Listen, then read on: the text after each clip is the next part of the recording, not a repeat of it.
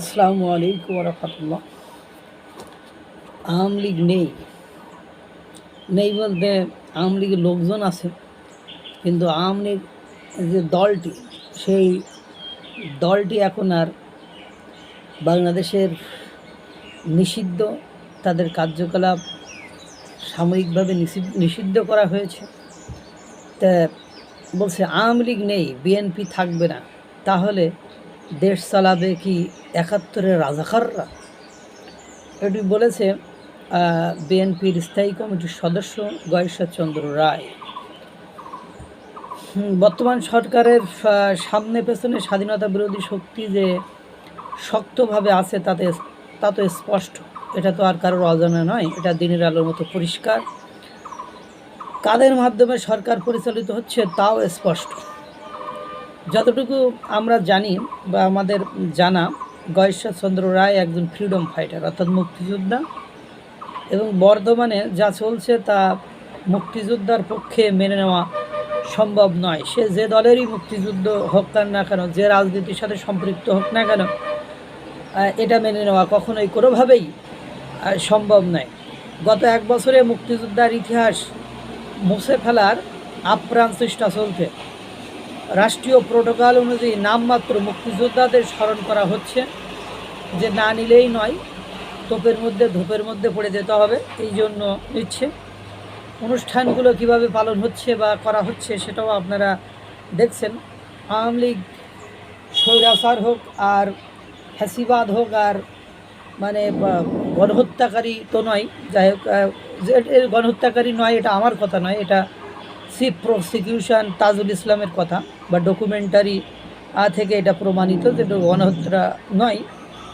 যে যাই হোক না কেন, সে আওয়ামী লীগ আর বঙ্গবন্ধুকে বাদ দিয়ে তো বাংলাদেশের ইতিহাস বা মুক্তিযুদ্ধের ইতিহাস কেউ রচনা করতে পারবেন না।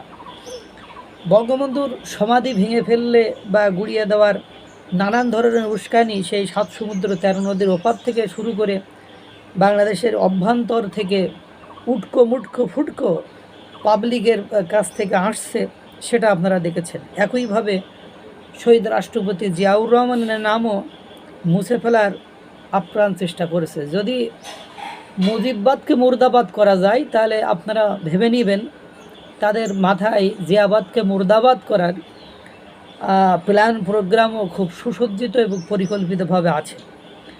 বিএনপি বর্তমানে বুঝলে ভালো কোন আদর্শ ধারণ করে একটি গোষ্ঠী দেশকে পরিচালিত করতে যাচ্ছে বা চাচ্ছে। আওয়ামী লীগের বিচার করার নামে বিএনপিকেও যে অস্তিত্ব সংকটের ভেতরে ফেলে দিচ্ছে, তা বিএনপি বুঝলে ভালো। যদি গোপালগঞ্জে যে কেউ সাহস দেখায় যে বঙ্গবন্ধুর সমাধি ভেঙে গুড়িয়ে ফেলবে, তাহলে ভেবে নিয়েন যে সংসদ ভবনের পাশে শহীদ রাষ্ট্রপতি জিয়াউর রহমানের যে সমাধিস্থল আছে, সেটা ভাঙতে খুব বেশি সময় লাগবে না। যদিও একটা ভালো লাগার জায়গা আমি দেখেছি যে বিএনপির স্থায়ী কমিটির সদস্য বড় বড় মাদের নেতারা, তারা তাদের রিসেন্টলি যে বক্তব্য, সেই বক্তব্যটি একটা ৭১ আর মুক্তিযুদ্ধের পক্ষেই মোটামুটি যাচ্ছে, এবং তাদের একটু দেরিতে হলেও বোধোদয় হয়েছে যে বাংলাদেশ কাদের দ্বারা পরিচালিত হচ্ছে। যেমন দলের মহাসচিব তিনি বলেছেন, মির্জা ফখরুল ইসলাম আলমগীর সাহেব, উনি বলেছেন ৭১ ও গণতন্ত্রের প্রশ্নে কোনো ছাড় নেই। অ্যালং উইথ উপদেষ্টা অ্যাডভোকেট, বিএনপির উপদেষ্টা একসময় বেগম খালেদা জিয়ার উপদেষ্টা ছিলেন, বা বর্তমানে উপদেষ্টা অ্যাডভোকেট ফজলুর রহমান সাহেব, মুক্তিযোদ্ধা, উনি বলছেন রাজাকারের বাচ্চা বলে জামাতের জিহ্বা কেটে ফেলার উনি হুমকি দিলেন। মানে এই যে অবস্থা। এবং ফজলুর রহমান আর একটা কথা বললেন যে একটু দেরিতে হলেও আমাদের তারেক রহমান সাহেব বুঝতে পেরেছেন যে আমি আসলে ৭১-এর পক্ষে, মুক্তিযুদ্ধের পক্ষে শক্তি, এবং তাদের জাগ্রত করার কথাই বলেছি তিনি। কারণ তারেক রহমানের পিতা শহীদ রাষ্ট্রপতি জিয়াউর রহমান মুক্তিযুদ্ধের কি অগ্রনায়ক ছিলেন, মানে তিনি যে মূল একটা ভূমিকায় যারা ছিলেন তাদের ভেতরে একজন অন্যতম, সেটাও তিনি উপলব্ধি করতে পেরেছেন। এবং বর্তমান সময়ে এসে আমরা দেখছি যে তাদের স্লোগানে আবার ফেরত এসেছে। হ্যাঁ, মানে জামাত শিবির রাজাকার, এই মুহূর্তে বাংলা ছাড়, বাংলা কি তোর বাপদাদার, মানে এই ধরনের স্লোগান আসছে। অবশ্য এই স্লোগানগুলো নিয়ে বিভিন্ন মহল থেকে কথা উঠেছে এবং বলছে যে ট্যাগের রাজনীতি, রাজাকার ট্যাগ আর মানে দেওয়া যাবে না, রাজাকার ট্যাগের সমাপ্তি ঘটাতে হবে। কিন্তু দুর্ভাগ্য হলো সত্য যে আপনি বলতেছেন বা আপনারা বলতেছেন রাজাকার ট্যাগ দেওয়া যাবে না। ৭১ গণহত্যার পরেও যদি আপনারা নির্বাচন করতে পারেন, একজন বিএনপি নেতা বলছে যে ৭১ গণহত্যার পরেও যদি আপনারা নির্বাচন করতে পারেন তাহলে আওয়ামী লীগ কেন নির্বাচন করতে পারবে না? আপনি রাজাকার ট্যাগ দিলে আপনার সম্মানহানি হয়। তা আপনি যাকে তাকে আওয়ামী লীগের দোসর দালালের ট্যাগ দিচ্ছেন, তো এতে করে তাদের সম্মানহানি হয় না? আপনি যাকে তাকে বা মাফিয়ার ডন বলছেন, এতে করে সম্মানহানি হয় না?